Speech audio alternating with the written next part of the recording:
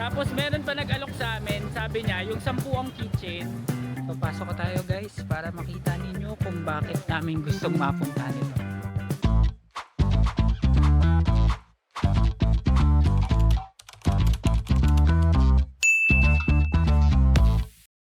Hi amazing people and welcome back to my YouTube channel. So isa na namang adventure ang gagawin natin for this episode of our Danang Vlog dahil pupunta tayo sa Han Market na sikat na bilihan ng pasalubong and kung ano-anong stuff dito sa Vietnam. Pero ang twist is pupunta tayo doon via motorcycle. So magre-rent kami ng motorcycle dito sa hotel namin na King's House Hotel and Villa for 150 Vietnamese dong for 24 hours at yun yung gagamitin nating mode of transportation papunta dun sa Han Market at kung ano pa yung ibang places na pwede nating mapuntahan sa video ito. So exciting day today guys. As always, amazing vlog na naman. So tara guys, samahan nyo kami. So guys, ito yung pinahiram sa atin. Ito sana kaso ito lang yung available Hindi ko alam kung anong Vision nakalagay. So pwede na to, tsagain na natin. At kailangan lang din may helmet. Dito din sa labas guys, nandyan yung kasabit yung mga helmet. So kailangan lang din namin mag-helmet. Puro nutshell lang helmet dito guys. So pwede na rin. So guys, ito na yung motor na narentahan natin. 1,000 or 150,000 Vietnamese dong per 24 hours. And napakagaan nito guys. Kaya nyo itong i-drive. Kaya pupunta na tayo sa Han Market. So let's go. Nakain na rin na kami. Yung side mirror para dito, isa lang. Dadaan kami ng Dragon Bridge. So yun guys, nandito na kami sa Dragon Bridge.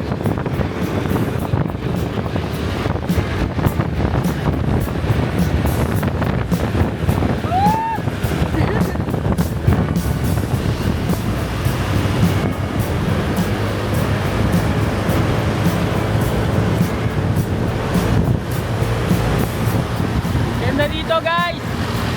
Panalo, wala lang preno.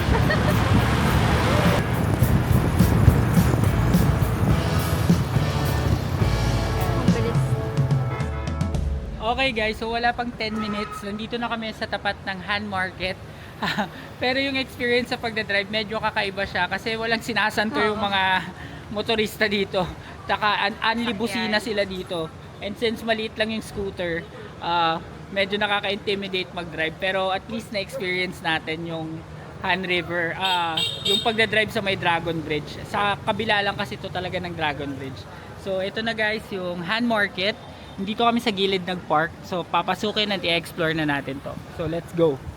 Okay guys, so welcome sa Han Market or mas kilala sa tawag na Han Market. So iba't iba ang inyong makikita dito. Halo-halo, pati amoy halo-halo, no? So, yung mga typical na nakita nyo rin sa Lotte Mart, meron din dito. Pero dito lang, mas may chance tayong makatawad. So, tatry natin magtawad-tawad dito. So, ang hanap namin mga ref magnet, keychain, ganyan. So, titignan natin kung makakatawad tayo, guys. Tapos, may second floor to, guys. So, dito muna kami sa medyo less crowded na space. Ayan. At least nakikita ninyo kung ano yung mga pwede ninyong mabili dito. And syempre, use your tawad skills para makatawad. Ayan, mga kitchen. Bebuelo kami maya-maya guys para makapagtanong tayo. Ayan, ang mga tinda dito. So dito tayo. Dito tayo sa gitna. Sinasabihan ako ng sawadi ka. Tay, mukha ba akong tay?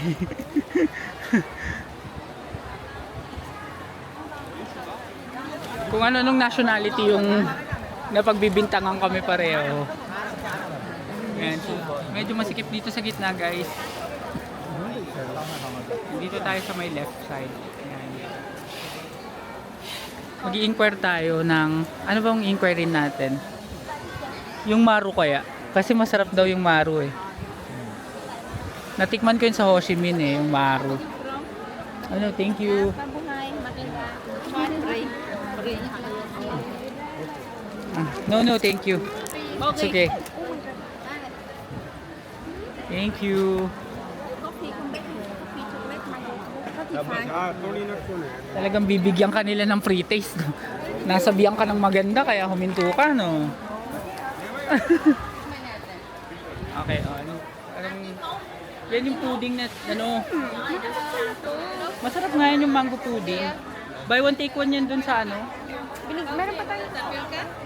Yun, so daan-daan lang kayo guys, papipritasin nila kayo. Kaso nga lang wala kaming makita nung hinahanap namin ng mga kitchen pa eh. More on pagkain dito eh. Sa part na napuntahan namin. So tignan namin sa iba guys. Dito tayo. Meron naman, pero ilan lang. Gusto ko hinawi ako ng babae. Ayan, so dun banda. Ayan. Entonces, ¿quieres un capibara de mochilita? Naalala ko dito yung ano, yung market din sa Ho Chi Minh, ganito din yun. Nakalimutan ko na yung pangalan. Hindi ako matandain sa pangalan ng mga napuntahan masyado. Ayan, dito meron pala dito ano, meriendahan no. Kapag nagutom kayo sa pagsha-shopping, may meriendahan dito guys. Kaso parang sarado sila kasi tanghali or pahapon kami pumunta. Anong oras na ngayon? Ngayon ay 2:20 PM Vietnam time. So alas 3 na sa Pinas. Ayan. So eto, meron din dito mga Korea naman tayo. Meron dito mga kainan. Ano nga sa'yo? Ayun, buko. Yan ang gusto ko, buko. Buko ba yan? Buko pa para matigas. Ay, hindi. Sa smoothie yan. Tara. Kasi Guys, kainan na yon, so balik muna kami dito. Kailangan may mabili tayo dito sa Han Market. So yun ang targetin natin guys. Ayan dito guys, baka meron dito mga ayun mga kitchen. Puro food pala. Ay baka sa second floor. Naghahanap pa rin kami ng kitchen guys. So tatry namin umakyat sa second floor. Kasi puro pagkain dito. Guys, dito sa second floor, puro mga damit naman yung makikita ninyo. Yan, so mga iba't ibang damit na imi. Yan, so marami ding tao dito. Ito sa side na to guys, mga panlalaki. Mga t-shirt guys. Mga dry fit na shirt. Ayan oh. Ayan oh. Ang sikip ng daanan dito. Parang DV style na to guys. Siksikat. Ito na may mga pambabae din oh. Ayan oh. Ayaw mo yan? Oh. Pang mga sangre yan. Oh, ito guys oh, may damit din. Ito din oh. Ay. Oh, ayan oh. May namimili na po. Medyo mainit na dito sa part na to guys. Kaya masikip din yung daanan. Sobrang sikip. Guys, ito yung view ng sa taas. So makikita nyo yung mga tindahan. Tapos ito yung mga damit and shoes dito. And may mga shirts din na I love Danang oh. Ayan. Tapos may shoes din dito guys. Nike. May mga Crocs. Dito sa second floor ng Han Market. Naalala ko na yung pangalan ng market na ganito sa Ho Chi Minh, Bentan Market. May ganun akong vlog guys. Panoorin nyo na lang. Mas malaki yun kumpara dito. Dito talaga medyo maliit, compact tong Han Market guys. Pero same na same yung vibe. So naghahanap pa rin kami ng keychain at nakikipagtawaran kami guys. At iba-vlog ko kapag meron na kaming nakitang nagpapatawan. So let's go. Tawari ka. Guys, sa pagkamalan kaming Thai, Korean. Wala pang anong Pinoy kami. Bakit? Lumabas muna kami guys ng Han Market kasi medyo mainit sa loob. So naghahanap kami ng ibang mabibilian ng mga kitchen. Tapos meron pa nag-alok sa amin. Sabi niya, yung 10 ang kitchen is ano daw yon? 100 daw siya yung 10. 100. Pero pag isa lang, 5 lang, 5,000. So binilang ko sa kanya. So 5, 10, 15, 20, 25, 30, 40, 45, 50. So 50 lang. Tapos natauhan siya na. Sorry. 10 pala isa. 10 pala isa. So natawa lang kami. Medyo kailangan nyo lang talaga makipagtawaran para makahanap ng magandang deal para sa inyo. So yun yung ginagawa namin ngayon. Guys, nakarating kami dito sa Palengke Park. Yan. So ito yung sinasabi kong may mga kainan. Pero palengke na to guys. Tapos dito sa pinakakanto, ito ulit yung kainan. So may kainan din dito. Ayan, yan. So dito yung kainan, no. Pwede kayong kumain. Pabalik tayo dito. So guys, dito sa stall na to, nakatawad kami. Ito instead of 100, 50 na lang. 50, isang set. Yan, so papalag na tayo dyan guys. Kalahati na rin yun. So, trinay ko 40 eh. Kaso mananakit na yung tindere. Yan, ang dami ding ibang tinda. Tsaka yung scented candles na yun guys, yung mga ganyan. Mababango daw yan. Naamoy ni Kai, mabango. So, naghahanap lang siya ng ibang design kasi puro hot to. Eh, may nabili na ako sa Ho Chi Minh na ganito before. So, nagtatry kami ng ibang design naman. Guys, ito na yung nabili namin. Ref magnet. Tsaka keychain. 250. 50 isa. Yung isang set. Yan. Ayan, nag-hi siya. Say hi! Ayan guys, so nakahanap na kami ng keychain. Wallet naman kami ngayon. Target namin wallet para matapos na yung souvenir era namin. So hanap na tayo. Guys, tawad number 2, itong mga pamaypay na ref magnet. 35 daw isa, pero natawaran namin 4 for 100. So nakabili kami nito. Sandali lang guys. Kung hindi pa kayo nakasubscribe sa channel na ito ng AJTV Amazing Travels, mag-subscribe na kayo dahil malaking tulong yun para sa akin na ipagpatuloy ang paggawa ng mga ganitong classic travel vlogs. Yun lang guys, and back to the video. So guys, tapos na kaming mamili sa Han Market. Ang total na napamili namin doon is 350,000 Vietnamese dong. And yung iba, pare-pareho na lang din kasi, so medyo napagod na kami mag-ikot-ikot. So ngayon, nag-decide kami na pumunta sa coffee shop na Instagrammable at gusto rin namin mapuntahan pareho. So kung saan yon, stay tuned para malaman ninyo. Guys, alis na kami ngayon sa Han Market. Papunta kami ngayon sa coffee shop. Malapit lang yun sa Han Market. 10 minutes ata yung Naya Coffee. Let's go! Init. Ang init! Guys, huminto kami. Magpapagas muna kami. 30,000.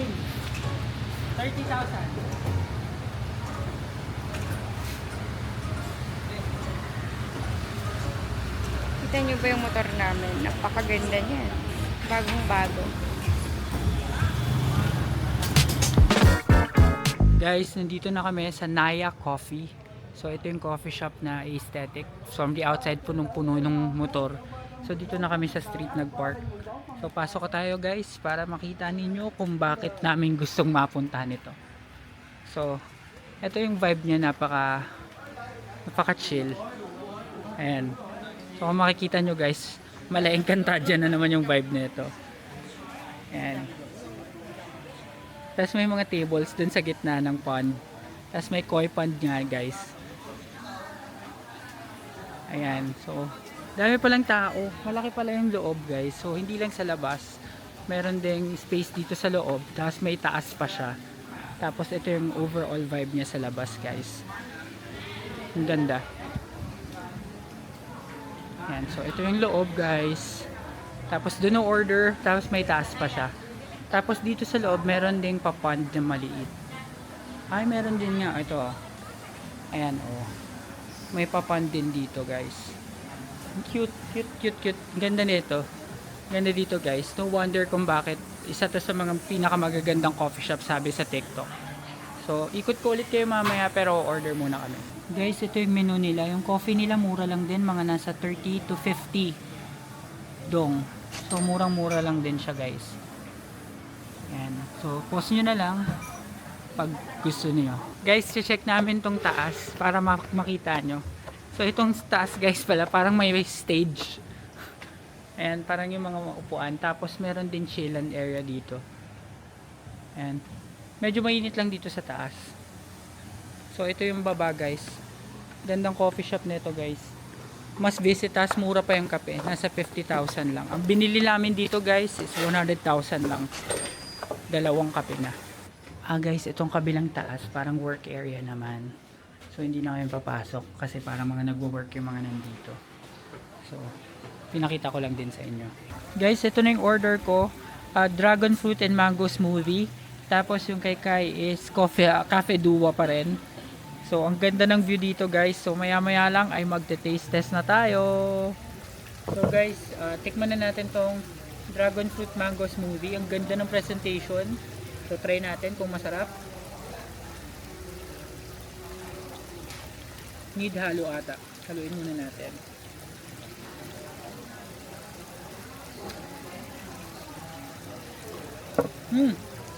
Ang sarap guys. Grabe. Yung mango nila medyo iba yung lasa. Pero yung dragon fruit swak na swak. So 10 out of 10 to for me. Try naman natin tong cafe dua nila guys.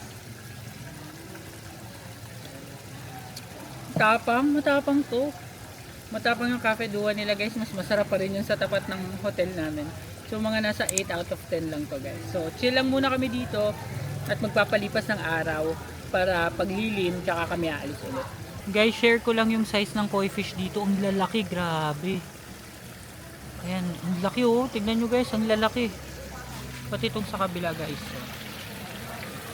Ayan. Sobrang laki. Oh. Kasi meron ditong pa falls. Ayan. Kung ganda dito guys, very chilling yung place.